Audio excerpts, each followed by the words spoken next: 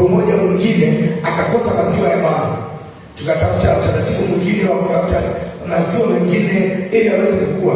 Lakini huwezi kufananisha matokeo ya mtoto aliyekuwa kwa kutumia maziwa halisi ya mama yake na mtoto ambaye hajakuwa kwa kutumia, ambaye amekuwa kwa kutumia maziwa ambayo sio ya mama yake.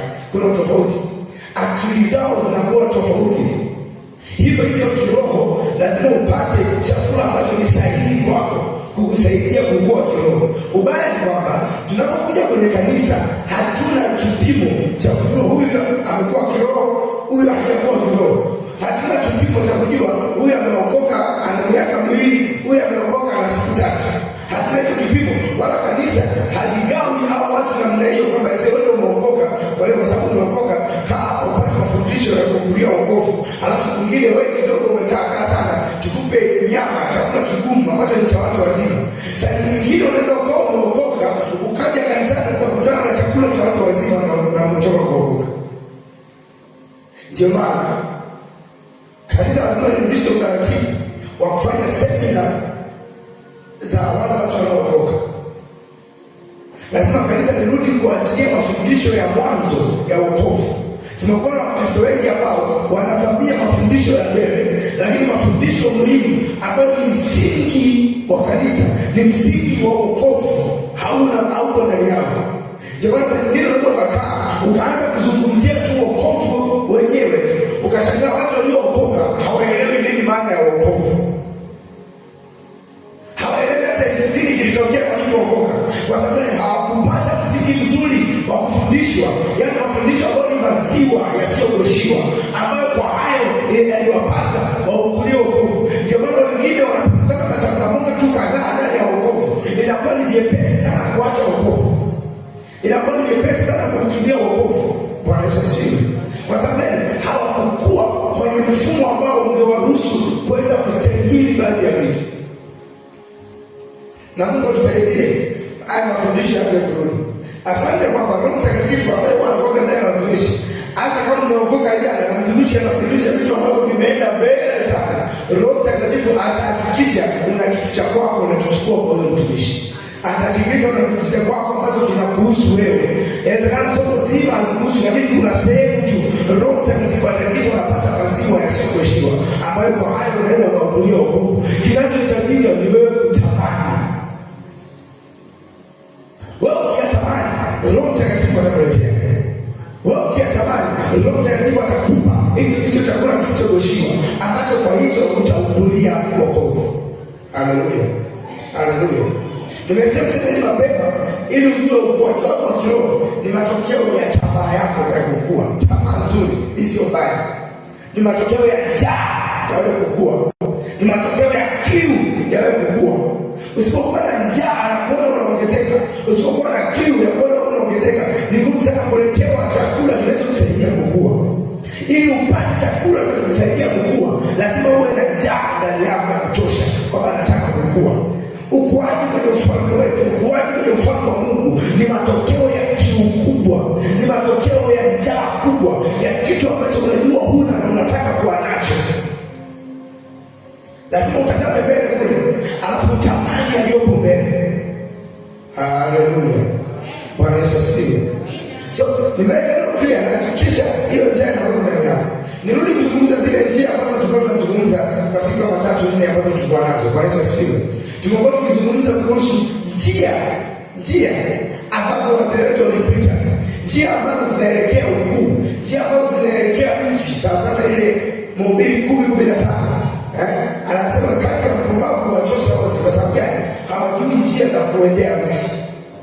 Sisi tunataka tufahamu njia za kuendea nchi, njia za kuendea mafanikio, njia za kuendea huduma kubwa, njia za kuendea ukuu. Ile Isaya 30:21 inasema utasikia neno nyuma yako ikikwambia njia ni hii utakayoendea ifuate. Lazima usikie sauti ikwambie njia ya kuendea ni ipi. Na ile Yeremia 6:16 maandiko yanatuambia iko wapi njia ya zamani? Iko wapi njia iliyo njema? Bwana Yesu asifiwe. Haleluya. Hebu tusome Yeremia 6:16 tena, 1, 2, 3. Bwana anasema hivi, simameni katika njia kuu, mkaone, mkaulize habari za iwapi njia iliyo njema, mkaende katika njia hiyo, nani mtajipatia raha katika nafsi zenu. Haleluya. Kuna njia zinaitwa njia za zamani, kuna njia zinaitwa njia zilizo njema. Anasema ukiona hiyo njia utapata raha nafsini mwako, ukienenda kwenye hiyo njia utapata raha nafsini mwako. Haleluya. Lakini amesema pale Kiingereza muhimu sana, anasema mkaulize. Huwezi ukauliza kama wewe sio mtu mwenye kiu ya kufanikiwa. Huwezi ukauliza kama wewe sio mtu mwenye kiu ya kutaka hiyo vitu. Lazima uwe na kiu ili uulize. Bwana Yesu asifiwe. Anasema mkaulize habari za mapito ya zamani. Anasema mapito ya zamani. Sema tena mapito ya zamani. Anasema iwapi njia iliyo njema, mkaenenda katika njia hiyo. Kwa hiyo ni njia ambayo unaweza kupita, lakini Mungu anasema hiyo njia usifikiri kwamba ni njia ambayo wewe ndio wa kwanza kupita. Kiuhalisia ni njia ambazo baba zenu wamekuwa wakipita, ni njia ambazo zipo ila wanazifahamu waliowatangulia. Haleluya, haleluya. Lakini sasa nikufundishe leo, tutaendana sana na kumfuata njia. Nadhani nianze sasa, sio? Bwana Yesu asifiwe. Haleluya. Ni njia ya malezi, njia ya malezi ya kiroho na ufuasi chanya wa kiroho. Njia ya malezi ya kiroho na ufuasi chanya wa kiroho. Bwana Yesu asifiwe. Haleluya. Tupe kitabu cha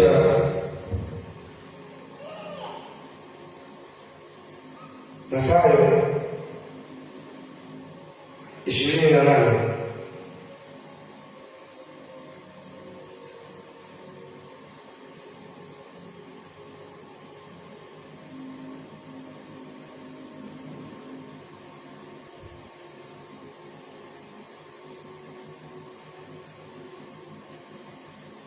Lile andiko la agizo kuu, Mathayo 28:19. Andiko la agizo kuu. Moja mitatu tusome maandiko baoni. Basi nendeni mkawafanye mataifa yote kuwa wanafunzi, mkiwabatiza kwa jina la Baba na Mwana na Roho Mtakatifu. Hebu sema kuwa wanafunzi. Sema kuwa wanafunzi. Nisikilize, kitu ambacho inabidi kitokee baada ya kuokoka ni kukaa kufundishwa. Usiokoke tu ukabaki hivi. Baada ya kuokoka lazima ukae kwenye malezi. Kama unataka kupata mafanikio, lazima ujue namna ya kukaa kwenye malezi. Kwenye ile andiko la Yeremia 6:16 ambayo tumelisoma, Biblia inasema tuulize njia ya mapito ya zamani. Maana lazima kuna watu ambao walikuepuki zamani, ambao wanafahamu njia ya kupita. Kuna watu ambao walikuepuki zamani, ambao na wenyewe walilelewa, wanafahamu namna ambao wakitulea tunaweza tukapata mafanikio. Wanafahamu namna ambao wakitufundisha tuna uwezo wa kupata mafanikio. Kwa lazima tukubali kurudi nyuma tena, kulelewa na watu waliotutangulia. Lazima ukubali kukaa chini ya malezi. Lazima ukubali kukaa kuwa mwanafunzi. Ni kweli wanafunzi wa kwanza wanaohitaji ni wanafunzi wa kuwa wanafunzi wa Yesu. Lakini Yesu anapokufundisha atakuweka chini ya watu wake. Haleluya. Haleluya.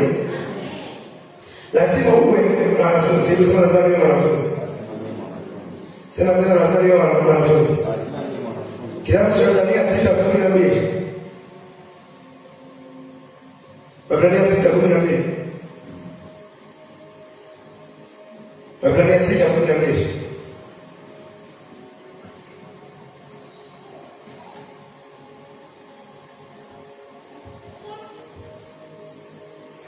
Hebu tusome maandiko hapo nyuma moja mbili tatu kwa ili msiwe wavivu, bali mkawe wafuasi wa hao waliorithiwa ahadi kwa imani na uvumilivu. Tusome kwa nguvu. Ili msiwe wavivu, bali mkawe wafuasi wa hao waliorithiwa ahadi kwa imani na uvumilivu. Kumbe ishara mojawapo ya uvivu ni kutokuwa mfuasi. Na mvivu yeyote hawezi kufanikiwa. Haleluya. Ukitaka kujua mtu ambaye ishara mojawapo ni uvivu, na ishara mojawapo ya uvivu ni kutokuwa mfuasi.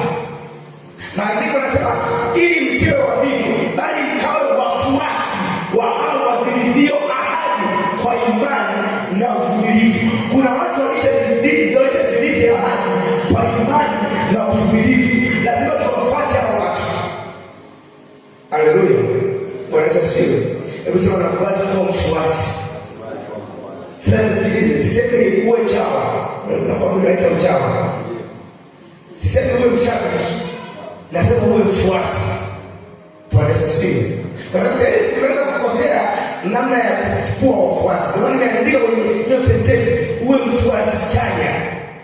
Roho Mtakatifu alisisitiza kuweka hilo neno chanya. Kwa sababu sasa hivi kwenye kanisa kumetokea ufuasi hasi. Ufuasi ambao umekaa kishabiki. Haujakaa kwenye mfumo wa malezi ya kiroho. Umekaa kwenye sana, mimi ni wa huyu, mimi ni wa huyu, mimi ni wa Paulo, mimi ni wa Apolo, mimi ni wa hivi, mimi nikiwa wa Paulo simsikilizi Apolo, mimi nikiwa wa Apolo simsikilizi Paulo. Huo sio ufuasi sahihi. Haleluya. Kuna namna ya malezi ambayo inahitajika ndani ya kanisa. Kuna namna ya ufuasi ambao unahitajika ndani ya kanisa. Lazima uwe ufuasi chanya, usiwe ni mtindo wa kishabiki. Usiwe ni mtindo wa kushindanisha watumishi. Usiwe ni mtindo wa kushindanisha makanisa. Lipi lina moto kuliko lingine, lipi lina nguvu kuliko mwingine, lipi lina mafunuo kuliko mwingine. Huo sio mfumo wa ufuasi. Haleluya. Kuna mfumo sahihi wa ufuasi ambao Mungu anataka sisi tuwe nao. Kwa hiyo anasema kuna watu ambao wamezidisha ahadi kwa imani na uvumilivu. Hebu sema kwa imani na uvumilivu. Nisikilize, unapoanza wokovu na kubaliana na wewe umezidisha ahadi kwa imani. Kwa sababu ndio unaanza. Lakini hujazidisha kwa uvumilivu. Kuna kitu umepungukiwa, uko vizuri unaamini. Lakini kuna wenzako ambao tayari kwa kipindi ambacho wamekaa kwenye wokovu, kwa miaka ambao wamekaa kwenye wokovu, wamejikuta wamerithi ahadi sio kwa imani peke yake. Nakwambia ukweli, ni kwa imani na uvumilivu. Wamepitia mazingira fulani magumu, wamepitia shida fulani ngumu, kiasi ambacho unaanza hiyo safari, wanaweza kukwambia hapo usikanyage. Kwa nini? Nilishawahi kanyaga hapo na najua nini kilichotokea. Wanaweza kukwambia huyu usishirikiane naye. Kwa nini? Ninajua na mimi nishapita kwenye njia hiyo hiyo na nikajua matokeo gani yaliyotokea.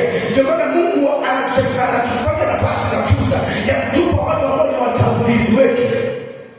Kulipokuwa hakuna mtangulizi sahihi duniani, ilibidi Mungu mwenyewe aziache mbingu, alafu yeye ashuke au wanadamu, alafu watu waanze kumfuata yeye. Walipoanza kumfuata yeye, wakabaki wakina Petro na mitume wengine wakasimama kama mababa, na wengine wakisema sisi msijione hivi ni wafuasi wa Kristo. Haleluya. Alafu baada ya kina Petro wakaja mitume wengine, wakina Paulo na mitume wengine na mitume wengine na mitume wengine, wote walikuwa wanaangalia wale waliopo mbele yao. Nisikilize mtu wa Mungu, kama tunataka kanisa linaweza kufanikiwa, lazima tuwatazame mababa wa kiroho na kuwapa heshima wanayostahili. Lazima tuwatazame wale ambao wamekaa kwenye wokovu kwa muda mrefu, wale ambao wameshindania imani kwa muda mrefu, wale ambao wamepiga vita za kutosha. Ni kweli saa nyingine wanaweza wakawa na mapungufu, ni kweli saa nyingine wanaweza wakawa na makosa mengi kuliko sisi, lakini hiyo ndio raha ya kuwa kwenye kizazi kinachofuata. Ni kwamba kuna makosa tunayaona ili tusiyafanye. Bwana Yesu asifiwe. Haleluya.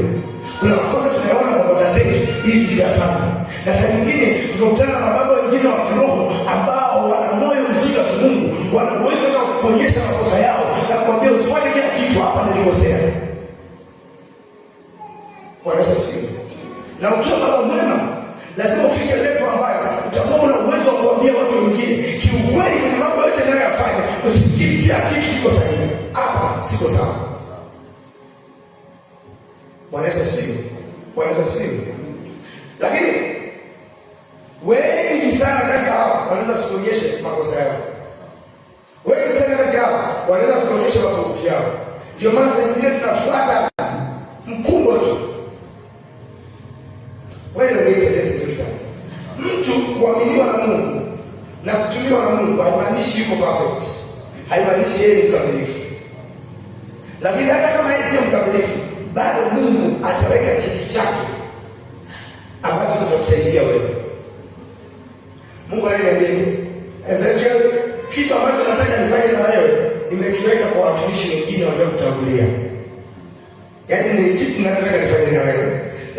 la ujanja nikaamua kuweka kwa huyu, nikaweka kwa huyu, nikaweka kwa huyu, ili utakapozaliwa watazame wao, alafu uchukue kilicho chako.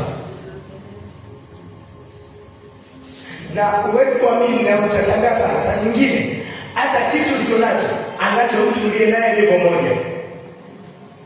Yaani sio talia kusidi. Zaidi sana anaweza kawa hata mtu ambaye umemzidi vitu, lakini bado Mungu akaweka kitu cha maana ndani yake kwa ajili yako. Usipokuwa mnyenyekevu huwezi kuchukua baadhi ya vitu. Bwana Yesu asifiwe.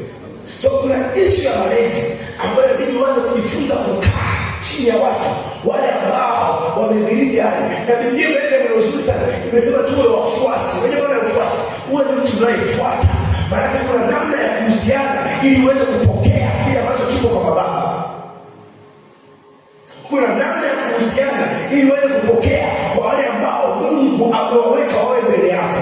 Kwa wale ambao Mungu amewapa neema ambazo wewe unazitafuta. Kuna watu Mungu atawatanguliza mbele yako. Atawatanguliza kama wakina Musa, alafu atakuleta wewe kama Yoshua. Usipambane sana Yoshua. Unataka kupambana sana kama Yoshua, ni kukaa chini ya Musa. Kuna watu atakuja kama wakina Paulo, alafu Mungu atakuleta wewe kama Timotheo. Ukitaka kufanikiwa Timotheo, kaa chini ya Paulo. Sikiliza mafundisho ya Paulo. Haimaanishi kwamba atakuwa na mapungufu. No, atakuwa na mapungufu, lakini bado Mungu anafahamu hatima yako kubwa lazima aiweke kwa mtu ambaye anaweza kaiangalia. Haleluya. Bwana Yesu asifiwe. Na nisikilize.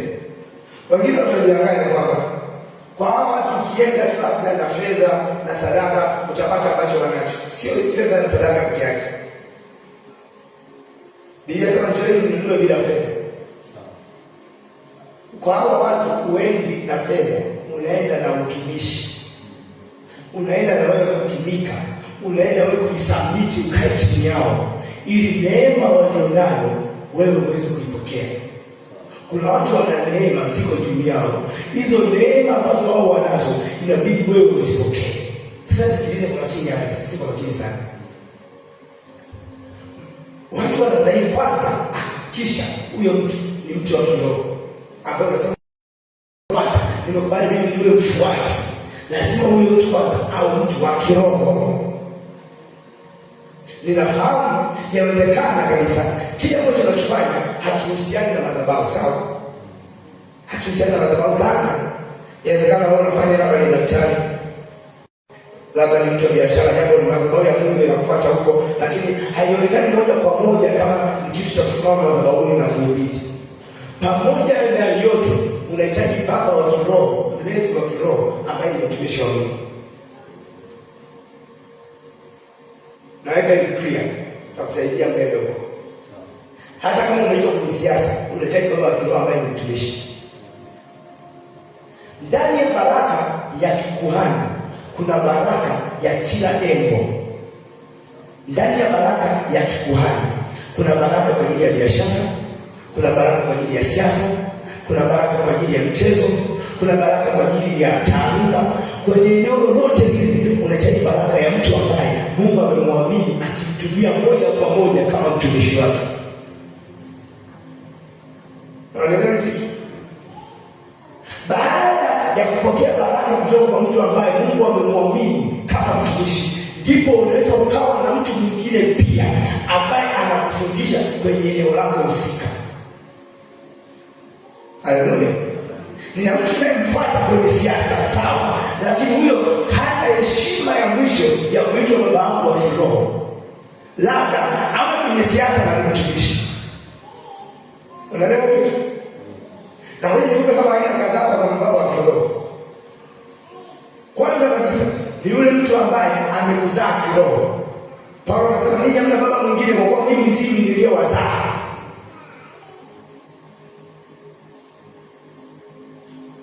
Bwana Yesu asifiwe. Kuna mtu ndo alikuhubiria ukaokoka. Kuna mtu alikufundisha neno ndio ukaokoka. Hata kama hana level kubwa, anafaa kuitwa baba wa kiroho. Na niongeze jambo moja kabisa. haimaanishi lazima wewe mwanaume, kwa sababu unaanza shakeni kwa sababu ni baba lazima wewe mwanaume. Kuna mtu anaweza kama mwanamke na Mungu akamtumia kwenye viwango vya kuzaa, ndipo alipokuwa tunakaa kwenye mkulima. Haleluya. Ila sasa kiroho, ile level ya kiroho tunaiita baba. Na kuna sababu ya mtu kuitwa baba. Tukapia kwenye level ya pili ya pili ya baba. Ya kwanza ni baba wa kiroho ni mtu yule ambaye amekuzaa kiroho. Bwana Yesu asifiwe. Wa pili, baba wa kiroho ni mtu ambaye anakulea. Anaweza kama hajakuzaa yeye moja kwa moja uliokoka kabisa, lakini umekuja chini ya hilo kanisa, umekuja chini ya yule mtumishi wa Mungu, ndio anakulea, anakupa mafundisho yanayokusaidia kuwa mtu wa kiroho. Kwa kuna yule aliyekuzaa moja kwa moja, lakini kuna yule ambaye pia anakulea kiroho, naye anajua hicho nani? Baba wa kiroho. Bwana Yesu asifiwe.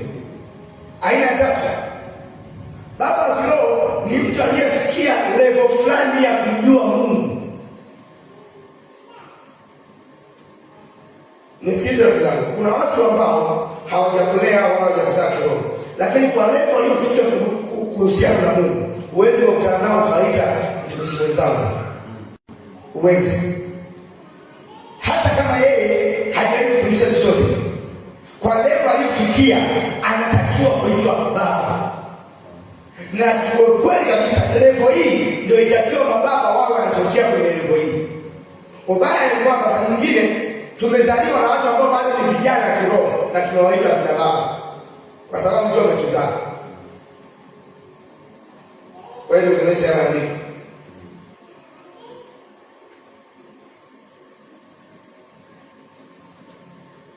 Kitabu cha waraka wa kwanza wa Yohana sura ya pili tuanzie mstari wa 12.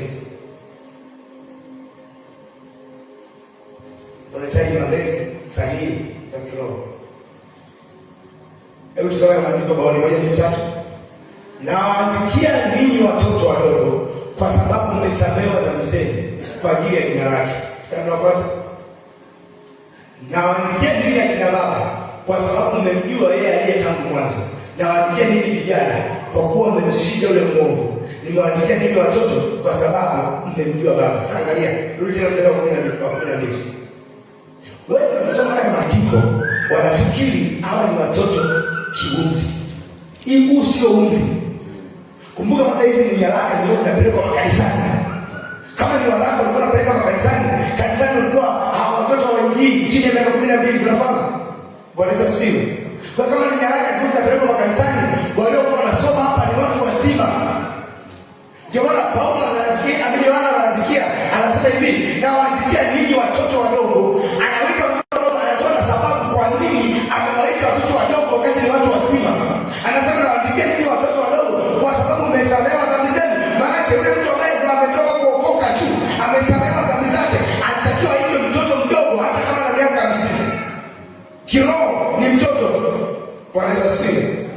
Hapo mstari wa 13 ndio anasema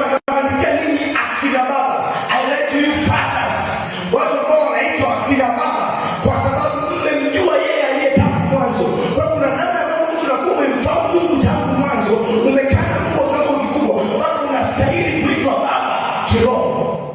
Alafu kisha anasema nawaandikia ninyi vijana kwa sababu mmemshinda yule mwovu. Wakati mwingine Biblia inasema mmemshinda yule mwovu na neno la Mungu linakaa ndani yenu. Maana yake kukuta watu ambao wamemshinda yule mwovu, wana neno la Mungu ndani yao, kiroho wanaitwa vijana, hawaitwa kina baba. Sasa ubaya ni kwamba vijana wengi kiroho ndio tumempiga kama shetani na tumemshinda yule mwovu, kiasi ambacho watu wanatuona kwamba sisi ni kina baba, kumbe sio kina baba. Wanaona neno la Mungu linakaa ndani yetu, watu wanafikiri kwa sababu hiyo sisi ndio wakina baba. No, kuwa mtendakazi ndio level ya kijana, ndio maana wanatenda kazi nyingi. Lakini kuna watu wanaitwa akina baba ni kwa sababu wamemjua yeye aliye tangu mwanzo. Sio kuna wakati ambapo umemfahamu Mungu vya kutosha, hiyo level inakusababisha uitwe baba kiroho. Na kwa sababu hiyo ndio Mungu anaanza kuruhusu watu wengine wazaliwe na wewe. Usikimbilie kuitwa baba kiroho, usikimbilie. Sio jambo la kutamani tamani na kuangalia na kusema sasa nataka umuue mtoto wangu. No.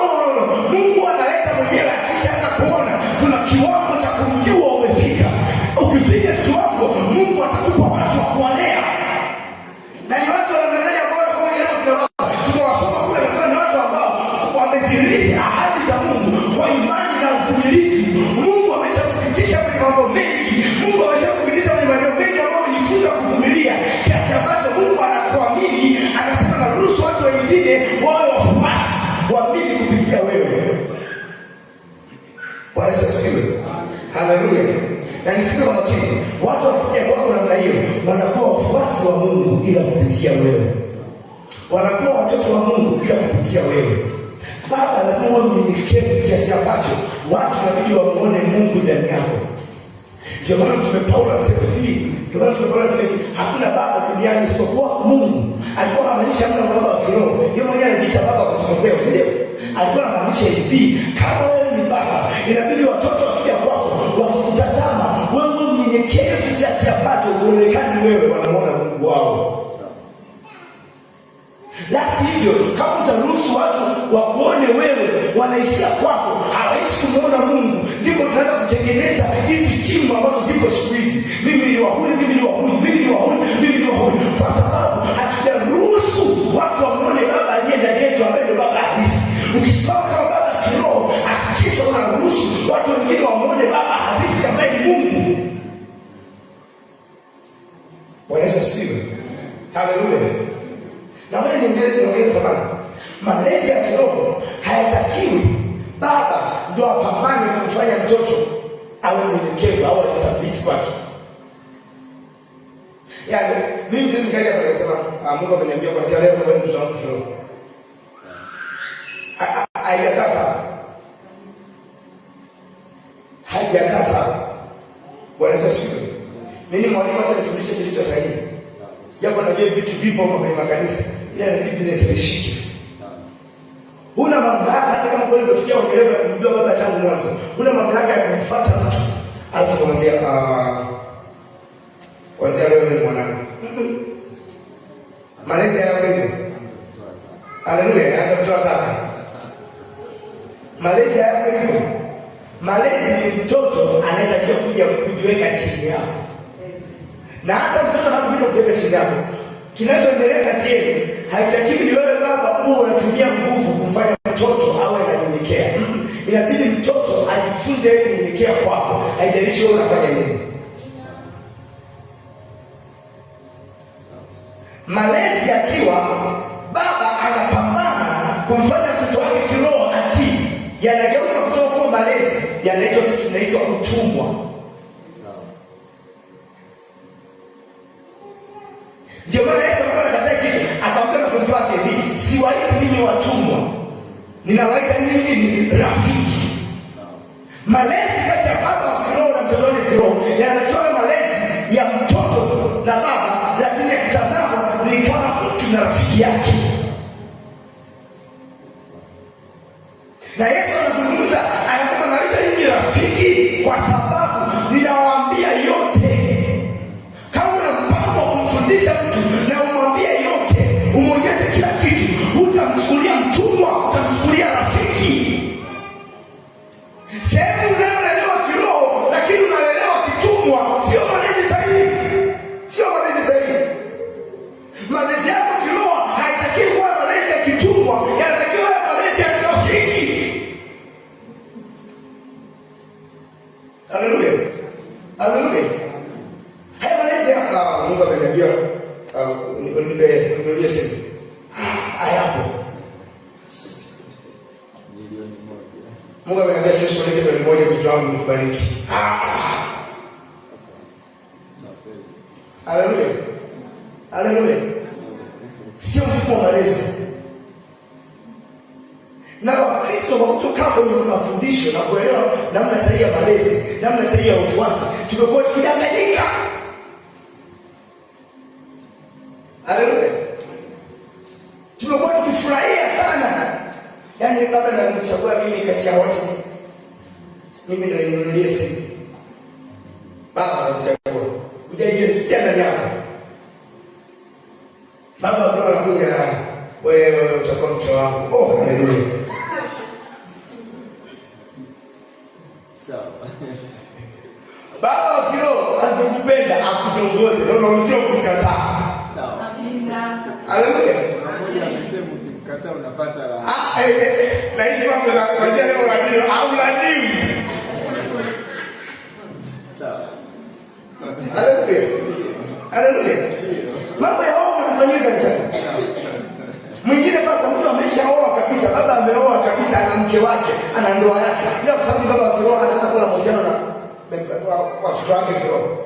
Na yeye kwa heshima ya baba.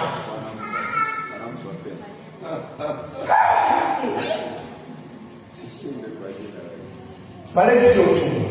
Amen. Narudia tena, malezi sio utumwa. Amen. Bwana Yesu. Yaani baba amekutongoza mkatari, afu kwenye semina baadaye unakuja, unamsikiliza, akitafuta baraka unapokea. Haisi. Sawa. Labda usikia habari ya kumkubali ndani yako na kaza yeye mahusiano ni mazuri, mkaenda kwenye ndoa. Lakini sio kwa kigezo cha ubaba. Sio kwa kigezo cha ubaba. Bwana Yesu asifiwe. Haleluya. Malezi yatakuwa utumwa. Eneo la utumikisho huwezi kukua, huwezi. Eneo la utumikisho ni kama umefungiwa mpaka kama utoki zaidi hapo. Bali ndio kingine kuhusu baba. Baba wa kiroho anayekulea, inabidi anapokulea wewe uwe na kiu ya mafanikio kuliko baba wa kiroho.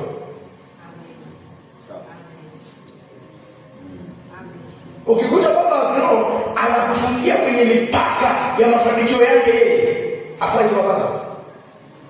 Baba wa kiroho inabidi anapokuona wewe aone ni mtu ambaye anaenda mbali kuliko yeye. Baba gani hapa kitendo ambaye anafurahi tena mtoto wake ataishia alipoishia yeye? Hayupo. Kama baba wa kimwili ndio amejua hivi vitu, kwa mtoto wangu inabidi aende level kubwa ya mafanikio kuliko mimi. Vipi baba wa kiroho? Nisikilize, mimi nikikaa chini ya mtu kiroho, lengo langu moja wapo ni kutumia njia alizotumia ila nifanikiwe kuliko yeye. Bwana Yesu asifiwe. Na hiyo ni akili ambayo inabidi uwe nayo kila saa unapoenda kwenye malezi. Unapolelewa, ulelewe kwa namna ambayo unajua kabisa huyu ndugu ananilea ili niende zaidi ya yeye. Bwana Yesu asifiwe. Aina nne ya baba wa kiroho ni wale watu ambao Mungu amewapa nafasi ya kuwa waanzilishi wa uamsho fulani kwenye eneo. Anaweza sio baba leo kulea, asiye baba leo za kiroho, lakini Mungu amempa heshima ya kuanzisha kitu fulani kwenye eneo leo. Kuna watu wakianzisha mfumo fulani. Kuna watu walianzisha makanisa ambayo mpaka sisi tunaendeleza mpaka leo.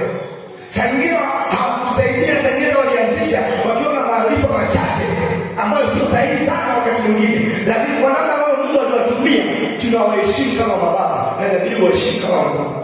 Na kuna baraka utazipata ikiwa tu utawaheshimu hao. Bwana Yesu asifiwe. Haleluya. Bwana ndiye alimwenzangu anaona Mungu. Bwana mwalimu akasema ni baba kiroho, haijalishi anakufundisha au hajafundisha. Kwa sababu ameonyesha njia ya ualimu jinsi ilivyo. Kwa ibada ya recording wanaimba live. Fanya live performance kwa Tanzania ndio Kristo alianzisha hicho kitu. Lazima ukitazama na mtazama kama baba. Bwana Yesu asifiwe. Haleluya. Na kama tukijua hizi namna ya kuchukua hizi heshima, kuwaheshimu baba wa kiroho, utaona ambavyo Mungu ataanza kuinua maisha yetu. Kuna baraka zipo kwenye maisha yetu, lakini zinasubiria mababa ndio wasiachilie kwetu. Na hata wao watakaa sana saa zingine, hata kama tubarikiwe. Na huko kina baba alisema ukija ununue fedha, unanunua kwa utumishi. Unanunua kwa kutumika. Ukisikia baba wa kiroho ana kitu fulani anafanya, maybe ameandaa mkutano, maybe nenda pale, usiende na title za anajua mimi mtumishi. Au unajua mimi wanifahamu mimi mchungaji. Unajua mimi mwalimu mzuri. Ndio ukifika pale kuna kazi ya kubeba viti, kuna kazi ya kufagia. Kuna kazi ya vua title zako zote weka kando. Unaenda kama mtumishi mwenzako pale. Umeenda kama mtoto. Umekuja kanisani hapa kama pasta ni baba wangu, pasta Fred ni baba wangu. Ukija hapo usikie na upako wako, kaa kama mtoto. Bwana Yesu asifiwe. Kwa sababu tuna ujinga ambao unaenda kwa baba yako, lakini kwa sababu labda jina lako limekuwa kubwa kuliko la baba yako, watu wanakufahamu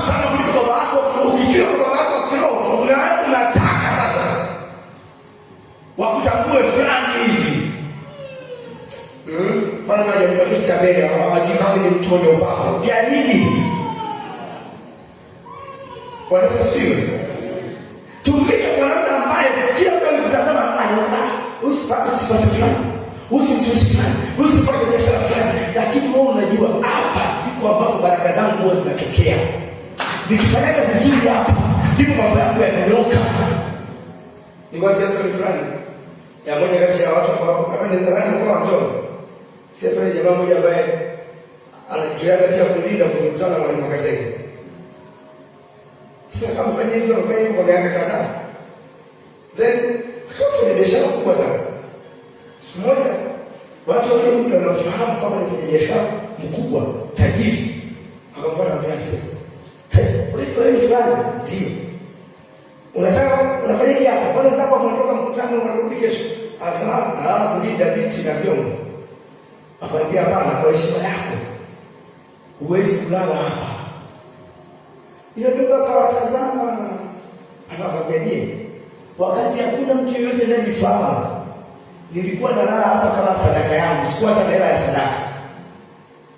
Ndio nilipata kwa mtaji naoona, ndio nilianza hii biashara.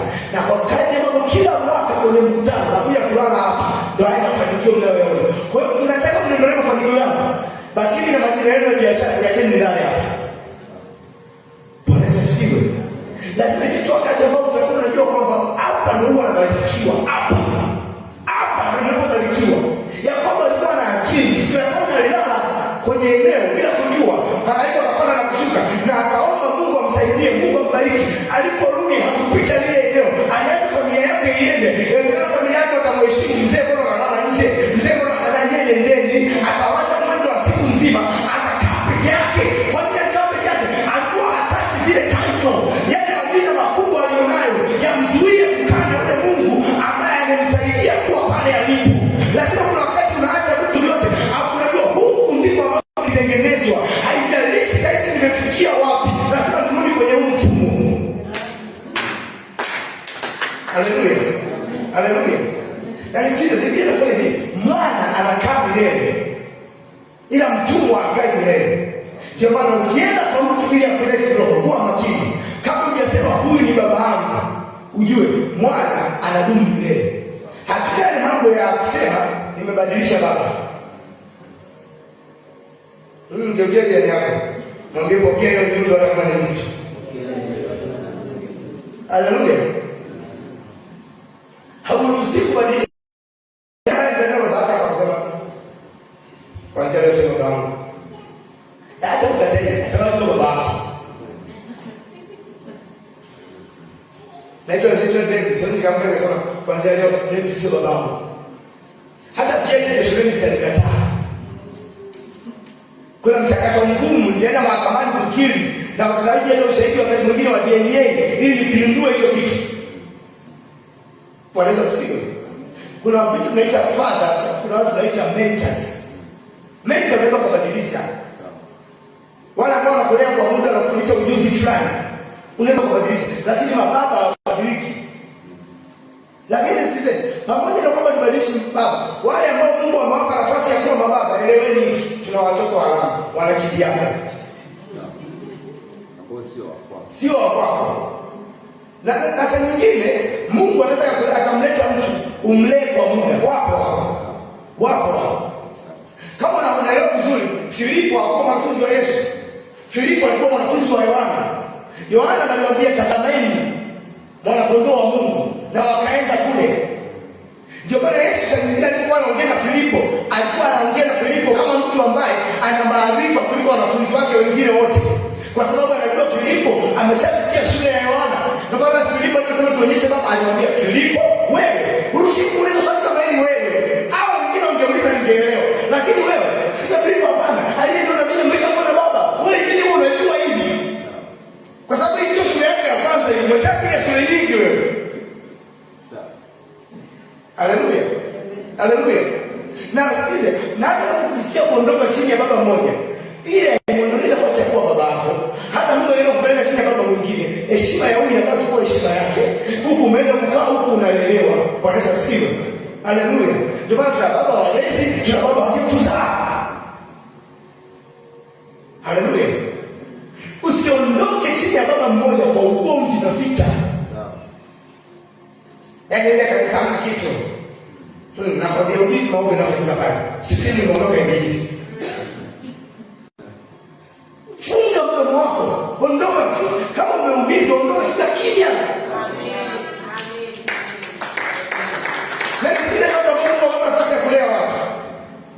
Usimwamini mtu ambaye anakuja kutoka kwa mtu mwingine na anakuja na mabaya ya mtu mwingine. Usimwamini yule mtu, atachukua na ya kwako, kwa sababu yeye sio malaika.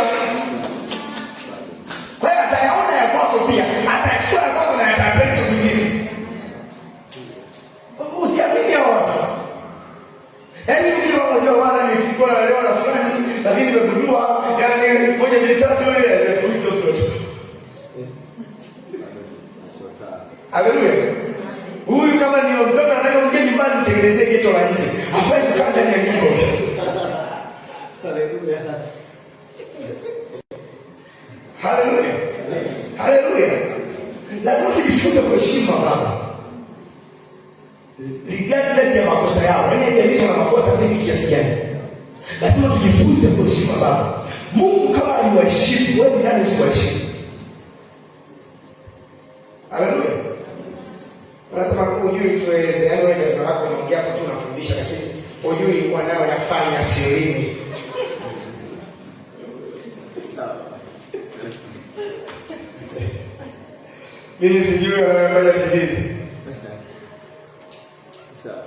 Wewe ni mstari mmoja ufunge mdomo. Warumi 14. Mstari wa 4. Warumi 14 mstari wa 4. Lazima ushike. Kuna baraka huwezi kupata nje tu ya baba wa kiroho. Yaani hakuna mtu yeyote mwingine isipokuwa baba wa kiroho. Na hivi kuna baraka zingine usipate kokote isipokuwa baba wa kimwili. Haijalishi ni mwovu kiasi gani. Kumbuka kweli. Sababu pia kuna wengine wanafikiria na wanaishi kwa kiroho wamesahau wazazi wao kabisa. Nyumbani unaenda nini? Akumbuki. Ila anaheshimu baba yake kwa kiroho. Warumi 14. Anaheshimu baba yake kwa kiroho sio kwa kawaida. Hebu tuseme sasa katika Warumi 14 mstari wa 1. Hoja mitatu. Wewe ni nani unayemhukumu mtumishi wa mwingine? Kwa Bwana wake mwenyewe yeye usimama na uanguka, na atasimamishwa, kwa kuwa Bwana aweza kumsimamisha. Basi na makosa mengi ndio mbele za Mungu wake, sio mbele zake. Anasema kwa Bwana wake tu anaanguka mbele za Bwana wake. Ashindwe kuanguka mbele yako. Haleluya. Haleluya. Sasa ndio ndio kwa nguvu moja mbili tatu. Wewe ndani unayehukumu mtumishi wa mwingine, sio wako. Kwa Bwana wake mwenyewe yeye usimama au uanguka, naam atasimamishwa, kwa kuwa Bwana aweza kumsimamisha. Ukiona amesimama kwenye minyoka hivi, usifikirie yeye anguka, ni amesimamishwa tu, kwa kuwa Bwana ndiye anaweza kumsimamisha. Muda wote unaona mtumishi wa Mungu amesimama, amenyoka, unafurahia. Kitazama Bwana ni mnyenyekevu, hana masuala ya tamaa ya fedha, hana tamaa ya macho, yaani kila kitu unaona yuko okay. Ni kweli, ni mambo kweli, roho Bwana amemshika hivi. Unaona kale katoto kama majibu tembea, hapo ndio nikasimamisha. Ndivyo ambavyo Bwana anakuwa amefanya kwenye ulimwengu wa roho, amemsimamisha. Sasa kuna Biblia inasema jaribu pia kwa mwenyewe ameamka. Na maandiko hayana shida na hilo. Anasema kwa Bwana wake mbele za Mungu wake mwenyewe anasimama na anaanguka. Wewe ni nani sasa wewe kutokea yeye ana mambo mengi. Haleluya. Haleluya. Mtazamaji jirani yako, mwambie Mungu atakupa mtu ukae chini yake. Kuwa mnyenyekevu tu. Ana baraka yako. Bwana Yesu asifiwe.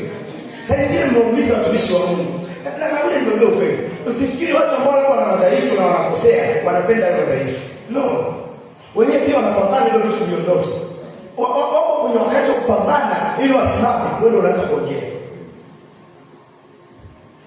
Na wanaoongea wale ambao saa nyingine tunawajali zaidi. Tunawaombea zaidi. Biblia inasema tunakesha kwa ajili ya roho zao. Sasa wakumkenda walioongoza, walioambia neno la Mungu kwa sababu walikesha kwa ajili ya roho zao. Waebrania 16:17. Umekesha kwa ajili ya watu. Siku kucha unawaombea. Kesho hafai kwa baba yangu.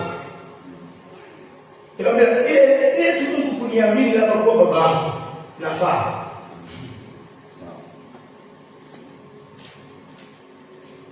Kuna vitu usivipata kama utakataa kanuni ya malezi na ufuasi. Tuingia Waebrania 13:17.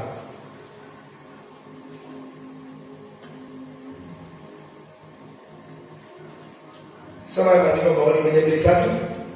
Watiini wenye kuongoza na kuwanyenyekea. Sema kuwanyenyekea. Anasemaje? Maana wao wanakesha kwa ajili ya roho zenu. Hata hizo kipengele. Maana wao wanakesha kwa ajili ya roho zenu. Ni kwa kweli wachungaji wa walaya wana muda mfupi wa kulala. Watumishi wa Mungu wana muda mfupi wa kupumzika. Mfupi. Bwana asifiwe. Haleluya. Hivi ninapokuja hapa nimeomba kutoka mlimani. Sasa naeleza shwa niko ibadani moja kwa moja. Kesho asubuhi saa 1 na ibada saa nyingine. Saa 4 na ibada saa nyingine. Alafu unasikia kama mtu anasema hafai kwa baba yangu.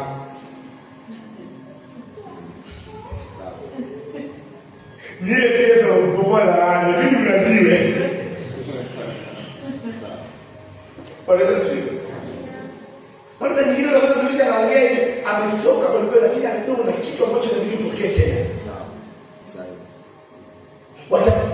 Nimesema kwa nini unakuwa na watu wengine wanakusaidia kwenye biashara pengine wakaka kwa baba zako kwenye hayo maeneo, lakini lazima ile baba ya kiroho, mtu ambaye ni wa kiroho, mtu ambaye ni mtumishi. Bwana asifiwe. Haleluya. Haleluya. Na ngoja niweke pia zaidi.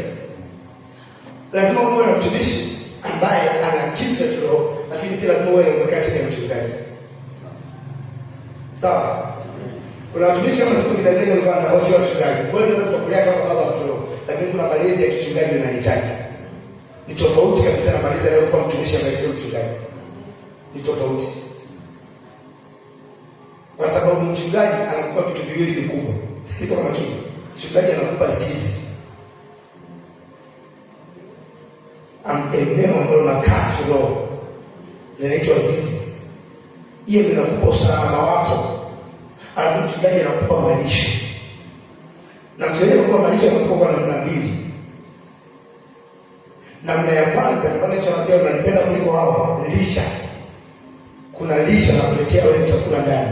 Alafu na ya pili inaitwa chunga. Chunga unatoka nao nje ndio unawapeleka kwenye malisho. Ndio maana sasa mchungaji kwa namna ya kulisha, yeye mwenyewe atasimama madhabahuni. Kwa namna ya kuchunga atakuletea mtumishi. Bwana asifiwe. Mbona hapa sasa ameleta nini? Hii namna ya kuchunga. Anakuletea mtu aje akulishe, anakulisha kwa muda anaondoka. Na ni kazi ya mchungaji kuangalia nani ni mwalimu mzuri, anaweza akaja akalisha watoto wangu. Kwa muda huu, sio siku zote. Yapo mimi ninao kaa nao siku zote. Na mchungaji akikwambia usile hapa, kama hana hivyo unajua ni mtumishi wa Mungu mzuri, usikilize. Bwana asifiwe. Sasa asifundishe wachungaji na sisi ni wachungaji. Hebu tuendelee vitu vingine. Kwa utakaza mtosha. Bwana asifiwe. Haleluya. Ukisoma ile maandiko ya kuhusu kuchunga na kulisha yamekaa kipekee sana. Hapo tuanze kidogo. Yohana 20:1. Sawa.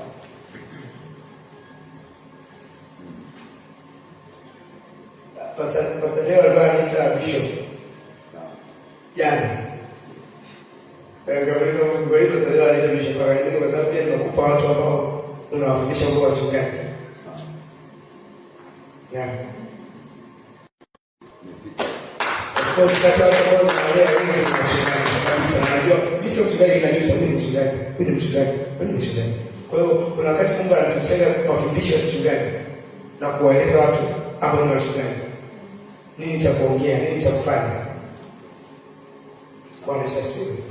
Nipe Yohana 21 nikuonyeshe kitu kuanzia mstari wa 17. Hii ni mara tatu, ndio 15 nafikiri. 15. Yes, Bwana Yesu asifiwe.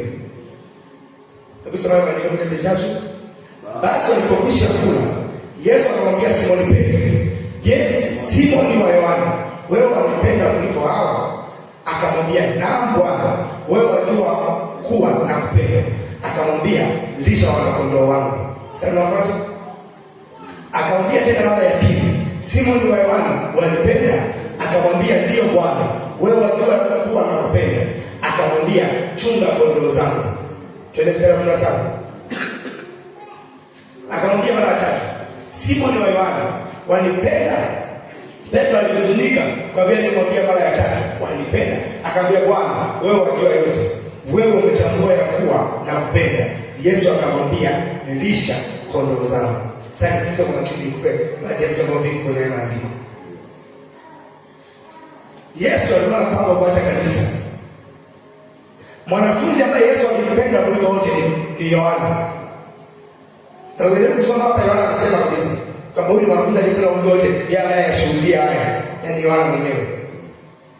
Lakini sasa kuacha kanisa hakutafuta mwanafunzi ambaye Yesu anampenda kuliko wote.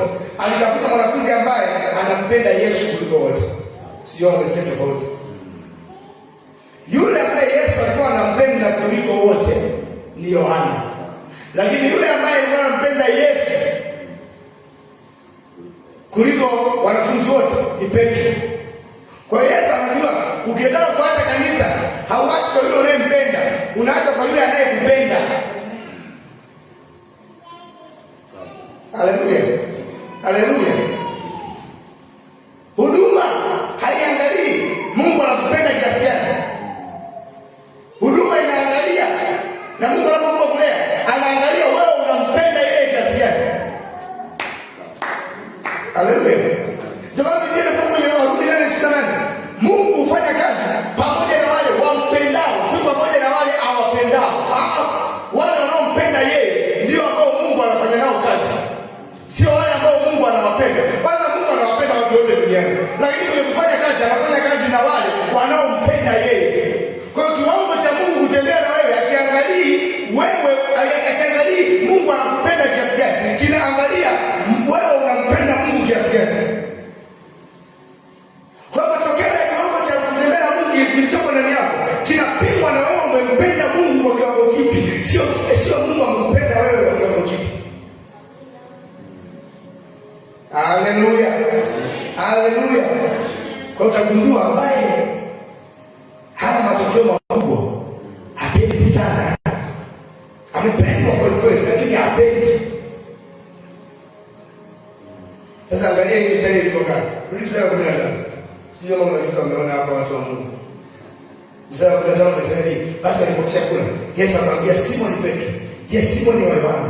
Kwaje wao wanasema, "Kusa kwanza ni kipengele." Unajua kwamba hapa ni eneo ambalo Yesu alikuwa anakula nao na hana sura ya Yesu. Alikuwa na sura nyingine. Kwa sababu Biblia inasema ufuoni akauliza, "Wanangu mna kitoweo?" Wakasema hamna, kwa sababu kichupeni jalito upande wa pili. Walipotupa wakapata. Ndipo wakasema, "Yule jamaa ni Bwana." Huu mtindo tunaukumbuka Petro. Ndio tutake zamani. Yasema wakaingia mlimani wakaenda, akakuta ameenda mikate, akisema tena samaki. Na Biblia inasema hakuna mtu aliyemuuliza huyu nani. Maana hakuwa Yesu anayemjua, ila hawakuuliza hata ni nani. Kwa sababu Yesu wa Agano Jipya hataki kutambulika kwa sura, anataka kutambulika kwa neno. Aliposema neno tutatambulika. Haleluya. Ndio maana wanasema hivi, unaposema Yesu, wewe Yesu yote unayemfikiria wewe ndio Yesu. Unamfikiria wewe kwa kichwa chako. Hizo tazama sura ya Yesu, fikiria yote. Haleluya. Ndio mtu anajiuliza Yesu ni nani? Anamwambia Yesu ni baba kidogo kama mimi. Ana ndevu, ana mustache, si ni Mungu mfano wake Bwana. Haleluya. Sasa anasema alipokushakula Yesu akamwambia wanipenda, akaweka kipengele kinaitwa kuliko hawa. Akamwambia, naam Bwana, wewe wajua kuwa nakupenda. Akamwambia, lisha wana-kondoo wangu. Nisikilize kwa makini, kitu kitamsaidia kwenye hili swali. Ndio kilikuwa na kipengele cha je, wanipenda kuliko hawa? Yaani maswali mawili yaliyofuata hamna kipengele cha kuliko hawa. Ukiwa unasoma Biblia kiwalimu lazima uangalie kipengele kidogo sana. Yaani mingine mawili hayana je, wanipenda kuliko hawa? Yaani mingine anauliza tu je, wanipenda. Sogea mstari wa 16 tuone. Mstari wa 16 akamwambia mara ya pili, Simoni wa Yohana, wanipenda uone kuliko hawa? Wa 17 akamwambia mara ya tatu, Simoni wa Yohana, wanipenda? Kitu gani kilisababisha kwenye swali la kwanza Yesu aangalie sio tu kupendwa, atafute upendo kuliko hawa, kuliko wote. Afu ni maswali mengine aulize kama unanipenda. Asitafute tena kupendwa kuliko wote. Rudi mstari wa 15 utaona kitu. Kwenye mstari wa 15 anasema wanipenda kuliko hawa. Alipouliza kuliko hawa, kitu alichomwambia imeshoni pale. Alimwambia lisha wana-kondoo, lisha wana-kondoo. Nenda mstari wa 16. Wa 16 anasema chunga kondoo, sio wana-kondoo. Wa 17 nenda. Wa 17 anasema lisha kondoo, sio wana-kondoo. Maana yake unapopewa watu ambao ni wana-kondoo, ni watoto kiroho, unataka kumpenda Yesu zaidi.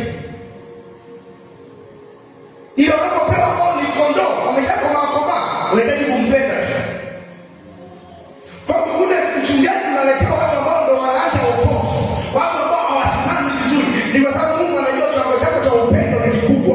Una uwezo wa kuwavumilia, una uwezo wa kwenda nao taratibu. Na kwa wana-kondoo na kitu andiko, kinajua kitu kimoja tu, lisha kondoo. Kwa lisha wana-kondoo wangu. Lakini kwa kondoo anasema mmoja chunga, nyingine lisha. Kwa sababu kondoo unaweza kuwachunga, lakini wana-kondoo wewe ndio walishe, hamna haja ya kuwachunga. Ndio maana saa nyingine watu wakiwa watoto kiroho, usianze kuwaletea mafundisho ya kuwachunga. Kaa nao mwenyewe peke yako kabla hujaanza kuexpose kwa watu wengine. Haleluya. Haleluya. Mnaelewa watu wa Mungu? Lazima ukae chini ya malezi. Na nimesema kwenye leti ya malezi unahitaji pia ni ya kichungaji. Mgeni anakuambia hata ukiwa mchungaji unahitaji mchungaji.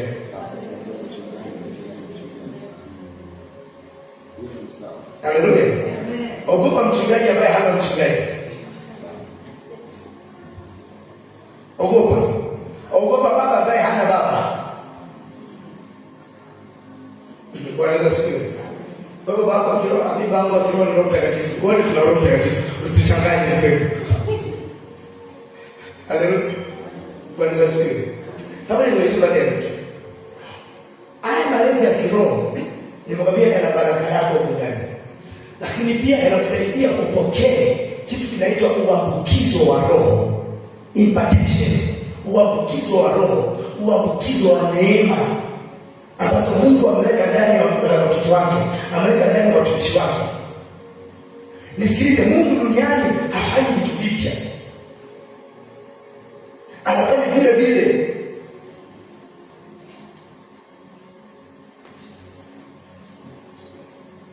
Hebu sema Mungu anafanya vile vile.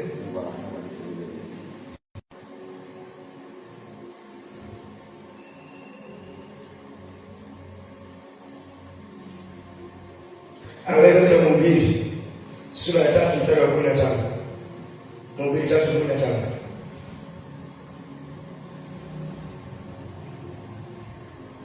Upako unaohitaji kuna mtu ashawahi kuwa nao. Umaarufu unaohitaji kuna mtu ameshawahi kuwa nao. Hebu soma ile andiko ubaoni 1-2-3. Yale yaliyoko sura ya 1-2-3. Yale yaliyoko yamekuwako. Hebu sema yaliyoko yamekuwako. Kwa kumbe hamna jipya. Sawa. Haleluya. Hapa nasemaje? Na hayo yatakayokuwako yamekwisha kuwako. Alafu naye Mungu huyatafuta tena mambo yale yaliyopita. Umeona tabia ya Mungu? Akishaachilia mtu, Mungu alishaumba dunia alimaliza. Sasa hizi vitu vinavyotokea anarudi kutafuta vilivyopita. Unasema Mungu naomba upako wa kuponya kansa. Anatafuta mtumishi wake ambaye alikuwa na huo upako. Sasa anatafuta iliyopita. Huyu ndio anaitwa kitu kachukue kwake. Mungu nahitaji niwe nikiwahi kutamkia watu tajiri. Wanakuwa matajiri. Anasema kuna mtu wangu ashawahi kuwa nacho. Kuna neema hizo nishaziachilia duniani. Huna haja ya kuchukua huko juu. Sio kama msema ile andiko linalosema mito ya maji iliyo hai itatiririka kutoka ndani yake. Kwenye kitabu cha Yohana, sio? Yesu anazungumza, sio? Anazungumza kwa habari ya ujio wa Roho Mtakatifu. Anasema niaminie mimi, kama nilivyosema, mito ya maji iliyo hai yatatiririka kutoka ndani yake. Bwana asifiwe. Hebu sema mito ya maji yatatiririka. Au mito kwenye kusoma.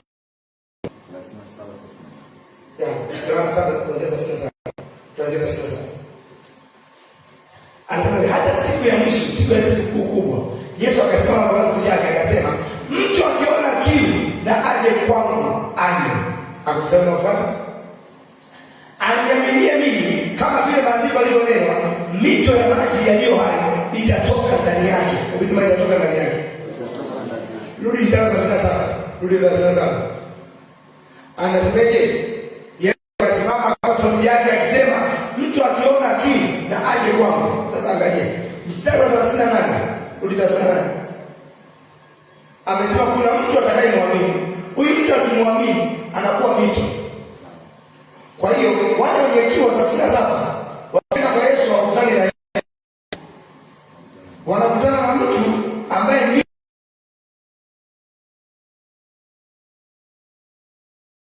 inabidi upokee kwa watu ambao mito inatoka ndani yao.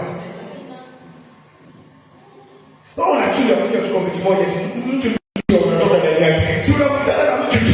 Sawa. Yeye ni kali tu. Kwa hiyo neema unayohitaji wewe, kuna mtu tayari ameshafika kwenye hicho kiwango. Ninapoendelea, nitaendelea kufanya hata nikija kuwa mtumishi anayefahamika, nitaendelea kufanya hivi.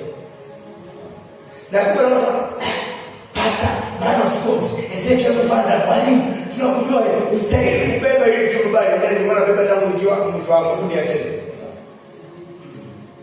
Haleluya. Haleluya. Huwa nabeba huko naomba. Huwa nasema Mungu, kama baba watu wanamwamini na mimi uniaminishe kwao.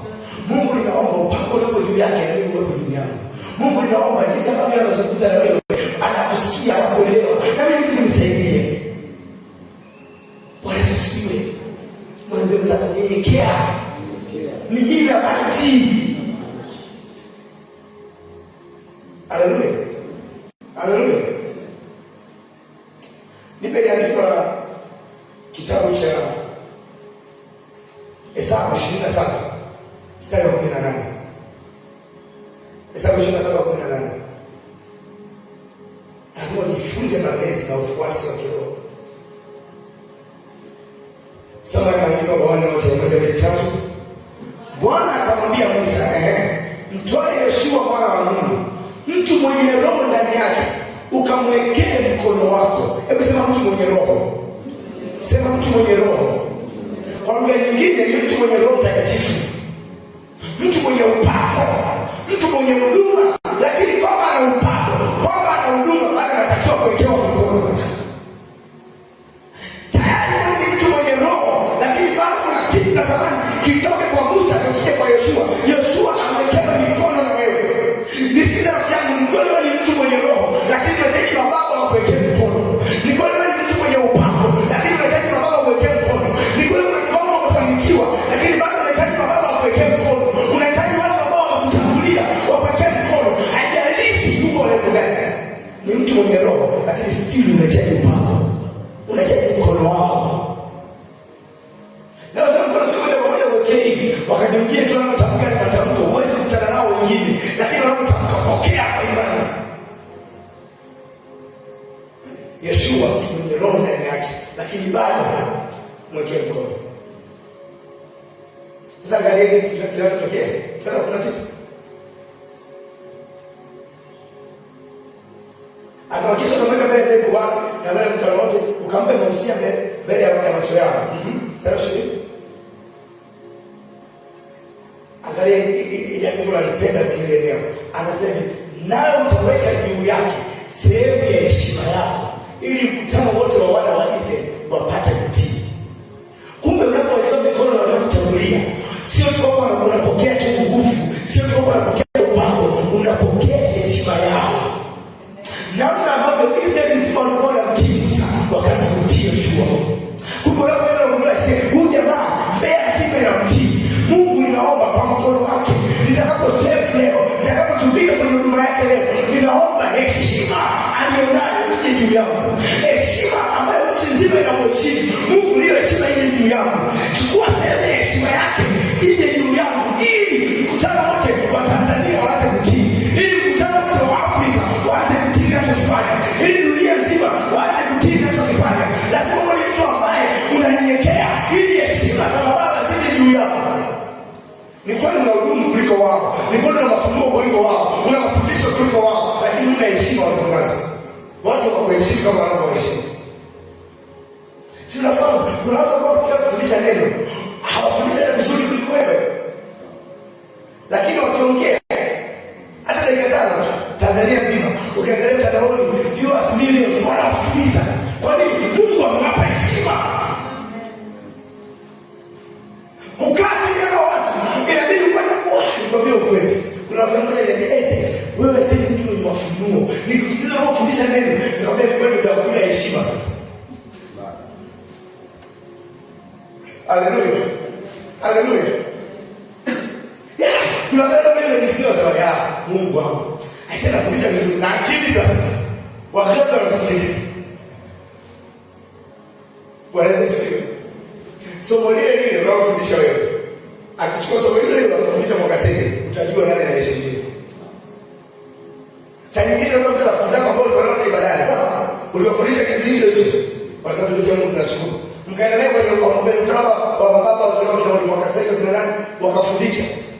Akitoka hiyo anakwambia sasa anakutoa sana. Na mwangalie. Lakini nilikwambia mimi jana, lakini wewe unajua unanisifia. Haleluya. Shida nini? Heshima. Mzee jirani yako unajua sana heshima ile. Haleluya. Mwambie unafanya vizuri leo unakuheshimu. Ndio lazima ujifunze na uweze kuheshimiwa kama hujaanza kuheshimu baba. Lazima wewe uanze kukaa kuheshimu. Ukianza wewe kuheshimu, ndipo Mungu anafanya anapokuwekea mikono, wanapotoa matamko, heshima yao ije kwako. Nisikilize, ukiona Biblia namna hii, hakuna namna ambapo utabaki kwa kawaida. Hakuna namna utakapobakia kwa chini. Hakuna namna utaangamia, kwa sababu unatumia nafasi yao kulindwa. Wengine wamesafiri miaka 10, hitaji kusafiri miaka 10 kwenye huduma pia kama wao. Wanatakiwa wao wanatumia gharama zilizopita kwa kutamkia neno hili, maisha yake badilike. Una haja ya kupambana sana kama wao. Wanaweza sisi. Haleluya. Kuna vitu Mungu anapanga kwa sababu tuko tu chini ya watu fulani. Tumeshiriki neema zao. Wewe mbele ya Mungu.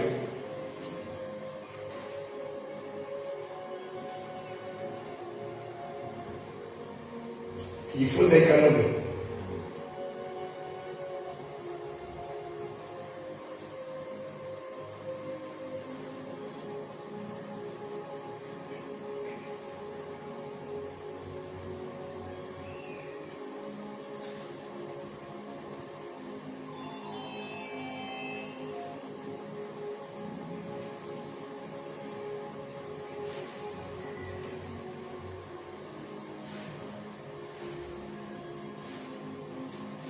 Yohana 4:37.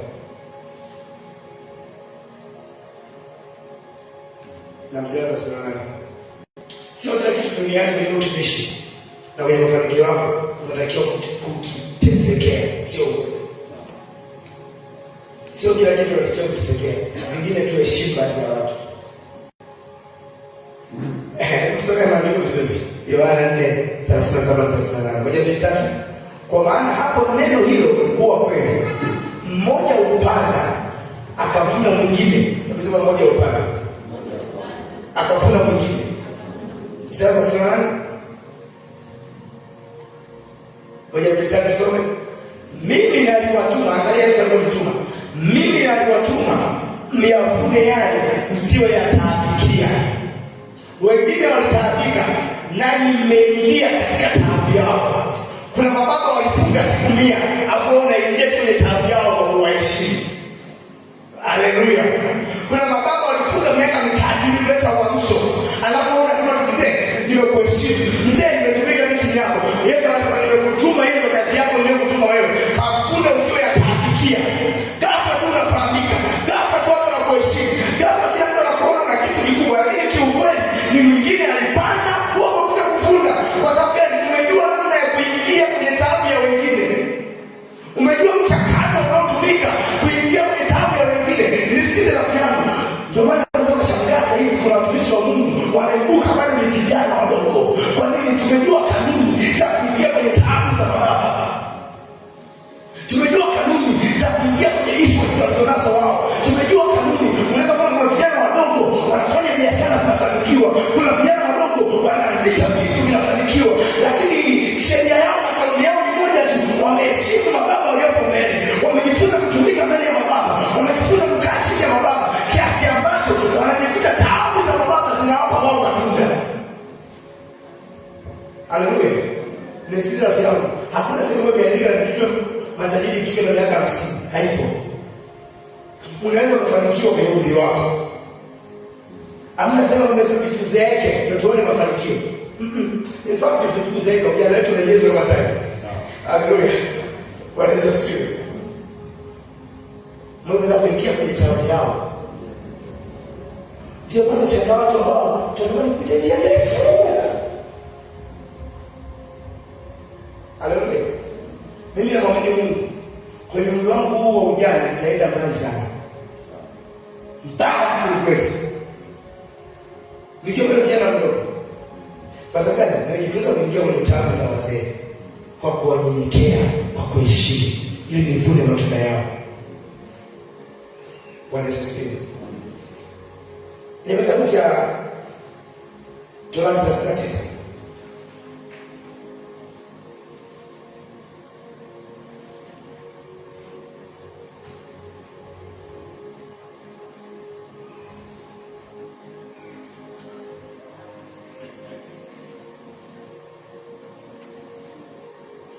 Sorry, basi na mstari wa 9, basi na 9.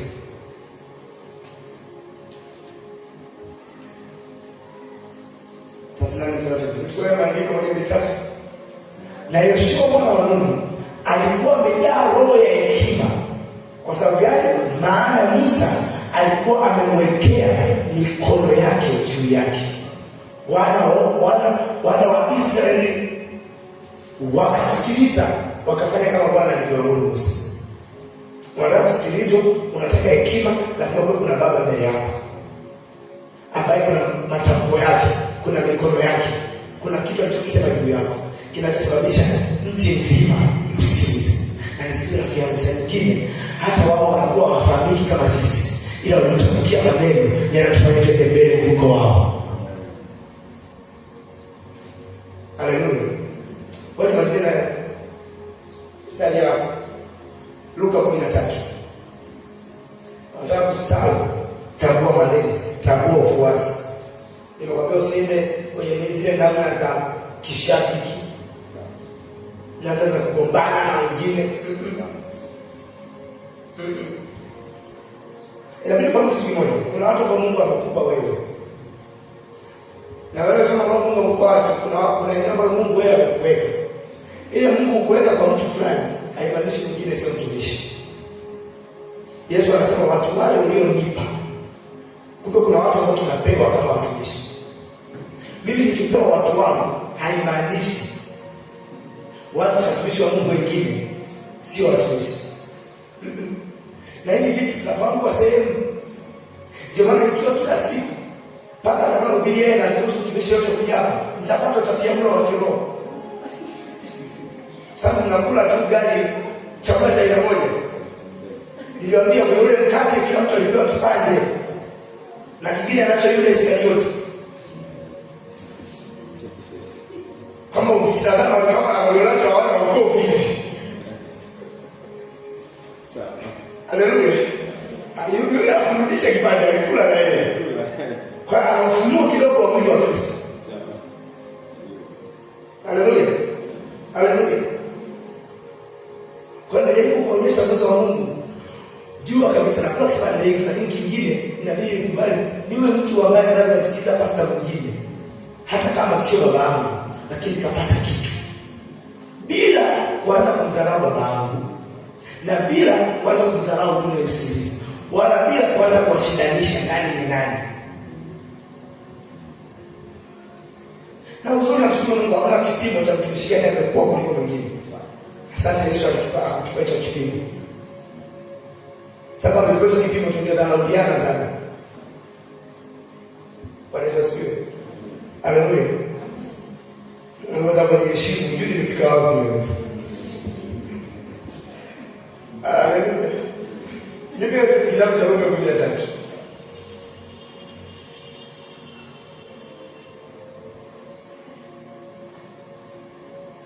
Na kwa namna nilijifunza watu wa Mungu hata wanapotoa shuhuda zenu. Shuhuda zimpe Yesu utukufu kuliko kuwapa watumishi utukufu. Amen. Wanaweza sikia? Amen. Hizi shuhuda za haya namshukuru Mungu, baba yangu alimwezesha kupanda. Yaani baba yangu akiongea neno moja kwako,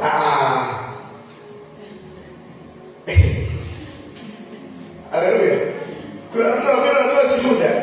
Ukiona mtumishi mwingine umekaa hapo au unasikia shuhuda kuhusu mtumishi mwingine, unaweza kuiona sio mtumishi. Sasa awe mpendo, awe mwanamke. Hizo wanaume wanapenda shuhuda zile. Wanawake. Hii ndio inasababisha ugomvi wa Sauli na Daudi. Sauli anaoa Daudi 10,000 shuhuda. Na unajua pia watu hana cheo ikulu unaweza kusifia kuliko mfalme. Sikumwinulia vita tu mapema hiyo. Joi. Nikumwinulia vita tu mtoto wa watu. Bwana asifiwe. Kuna watu wanainulia vita wanachukiwa na wachungaji wao, wanachukiwa kwa sababu mnapotoa shuhuda zenu. Unajua kuna pastor mwingine na mtumishi mwingine lakini unasema, "Yaani namshukuru Mungu kwa ajili tu ya mtumishi wake mwinjilisti." Yaani kila wakati mwinjilisti akisimama tena akisimama kama mwinjilisti.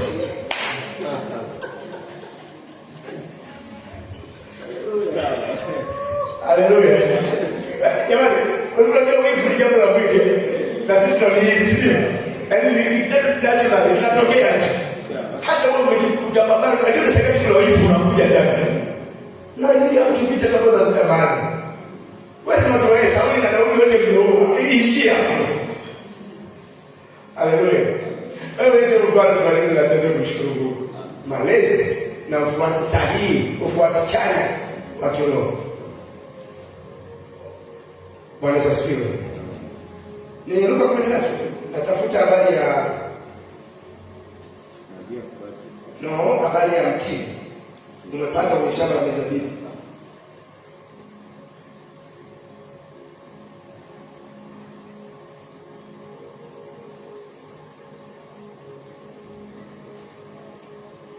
Yes, yuko kuna mtu mzee 36.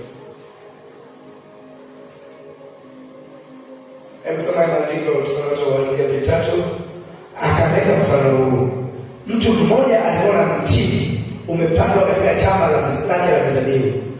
Akaenda akitafuta matunda juu yake asipate. Tuendelee. Akamwambia mtunzaji wa shamba la mizabibu, "Tazama miaka 3 hii naje nitafuta matunda juu yake, juu ya mti huu, nisipate kitu. Ukate. Mbona hata nchi inajaribu? Ukiwa uzai matunda hata nchi inajaribu. Unatumalizia oksijeni. Utufanye. Mstari unafuata. Akajibu akamwambia Bwana, uwache mwaka huu nao, hata nipandilie niutilie samaki."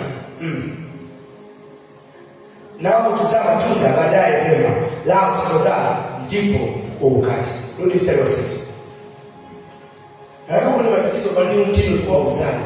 Kwa nini ulikuwa ustadi? Kwa nini haukui au ongezeki? Wakati wa Yohana 15:8 inasema Mungu anatukuzwa kama sisi tunazaa matunda. Mungu anatukuzwa sana kama tunazaa. Kwa kama hatuzai, kama tustawi, mtumishi wa Mungu, sikiliza, sisi ni nuru ya ulimwengu, sio nuru ya kanisa. Ngine unaweza kuambia ni nuru ya ulimwengu, sio nuru ya kanisa. Kwa hiyo matunda yako inabidi yaone ulimwengu. Kanisani unaweza kuwa unanena kwa lugha, si hata tushtuki. Wote kwanza tunanena. Kwa hiyo hili ndio swala tunakuomba kusoma neno, kukariri vifungu sisi hatushtuki. Tunataka kuona uko nje ndio uwe nuru. Uwe nuru unapostawi, maisha yako yanaongezeka, ndio watu wanavutiwa na kumwona Mungu wako. Sema nuru yako iangaze mbele za watu, sio kanisani, mbele za watu. Wayaone matendo yenu mema, ndio wamtukuze Baba yenu aliye mbinguni. Mpaka sasa Baba yenu aliye mbinguni, maana watu sio watoto wa baba yetu, wao wanamtukuza Baba yetu. Kwa hiyo ndio watu wa nje waone maisha yako yakifanikiwa, yakistawi. Haleluya.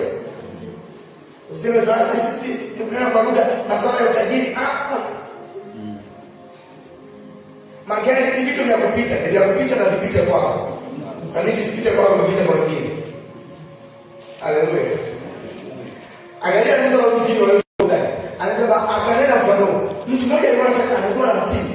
Umepandwa katika shamba lake la mizabibu. Tatizo la kwanza ni nini? Sema ni mtini. Upo kwenye shamba la mizabibu. Umeona kosa hilo? Mtini haupo kwenye shamba la tini. Upo kwenye shamba la nini? Lazima uwe na nimesema malezi sahihi. Sio kule leo, unalewa watu wewe chini unakaa kwenye mizabibu. Ndio maana Mungu anakuja kuongoze, ukae chini ya kanisa sahihi, ukae kwenye mafundisho sahihi, sababu ni chini umepata kwenye shamba la mizabibu. Ndio maana angalia watu wanaoshirikiana nao, unajua ni kwenye biashara, muda wote umekaa na wanasiasa. Biashara inahitaji ukweli, siasa inahitaji kauongo fulani. Tadanganyana hapo, unajikuta biashara ile. Sio kwenyewe biashara inahitaji reality, siasa inahitaji maneno. Utajikuta kutumia maneno kwenye biashara. Haleluya. Haleluya. Unajua ni mtumishi unakaa mchezaji mpira. Asubuhi uko kupasha. Ni wewe unataka kucheza mpira sana. Anakaa sasa kidogo. Sasa advance inaenda shuleni, mazoezi ya mpira chini ya shule. Wanafanya kazi, wanafanya mazoezi muda wa ni glory. Sasa utachagua wewe ni mtini ukae mizabibu au rudi kwenye tini zako. Haleluya. Lazima ukae eneo sahihi. Hebu sema Mungu nipe eneo sahihi. Sema Mungu nipe eneo sahihi. Anasema akaenda kutafuta matunda juu yake asipate. Sasa unafuata. Akamwambia mtuzaji wa shamba la mizabibu. Sio kwanza eneo lilikuwa sahihi. Alikuwa eneo sahihi. Mtu aliyeweka juu yake pia sio mtu sahihi. Huyu jamaa ni mtunzaji wa shamba la mizabibu. Kapewa timu. Ndio maana wale akifokewa yeye. Zingekuwa zabibu asizani angeulizwa huyu jamaa. Hizo zabibu zinazaa. Kwa sababu nyingine nasema, na hivi sielewi, maana Mungu hata amuulize mchungaji wangu, wezekani mchungaji sahihi, ila ni sahihi kwa zabibu na wewe ni tini. Haleluya. Haleluya. Sio kwa nini moja ufahamu sana kuhusu mila ya mchungaji au mila ya mtumishi. Moja ya kitu ambacho kipo ndani yangu na sisi kama naamini watumishi wetu wanacho.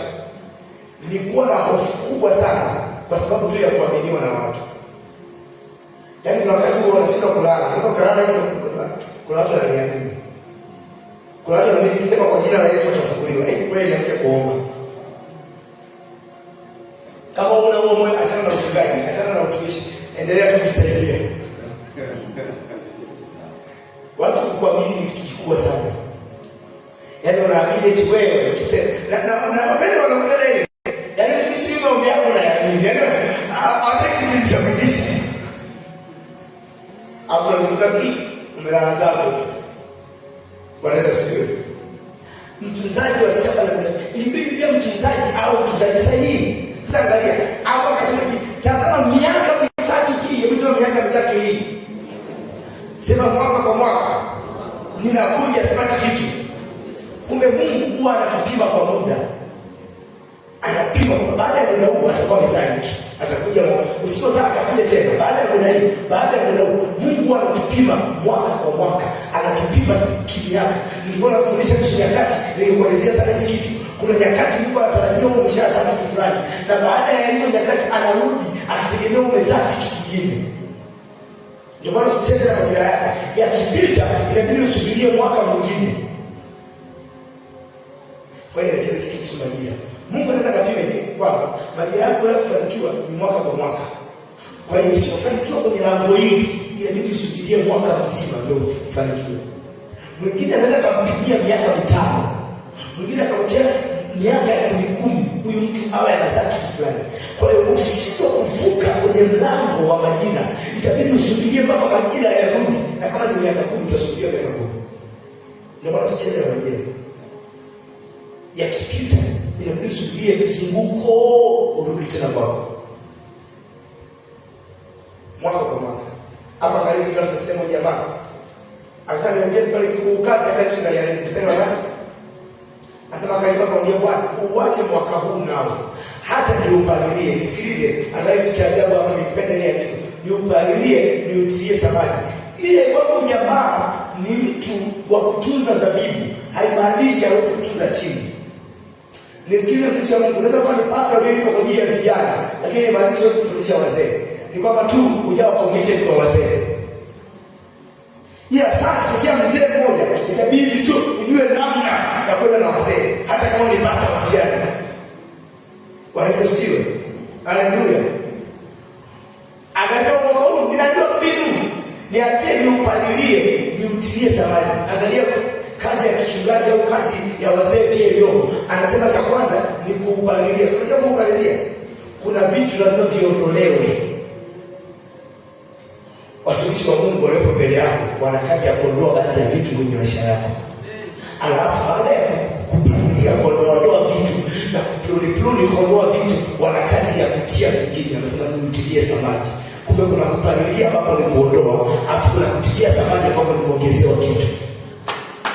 Hiyo raha ya kutaka mtu aliyekuzidi. Kuna vitu anakwambia hiki hapana. Hii spidi yako sio sawa. Hii kiu yako sio sawa. Hii kiu ya kimungu, lakini ngoja